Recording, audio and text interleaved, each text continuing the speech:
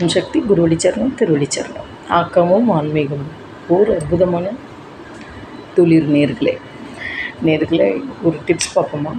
என்ன அப்படின்னு கேட்டிங்கன்னா, நம்ம முடி ரொம்ப கொட்டாமல் இருக்கிறதுக்கு, அதே போல் இளநரையை சீக்கிரம் கருநரையாக மாற்றிடும், கருப்பாக.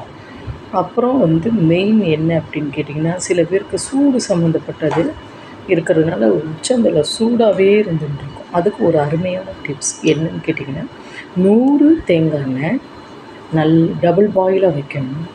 ப்ரெஷர் பேன் நிறைய தண்ணி வச்சுக்கோங்க. ஒரு நல்ல இன்னொரு பாத்திரமோ ஒரு சம்படம் டப்பா இருக்கும் பாருங்கள், அதில் 100 எண்ணெயை விடுறீங்க. 50 கிராம் கரிஞ்சீரகத்தை போடுறீங்க. 10 செம்பருத்தி பூ காஞ்சதை போடுறீங்க. நல்லா டபுள் பாயிலாக சூடு பண்ணி இறக்கிடுங்க.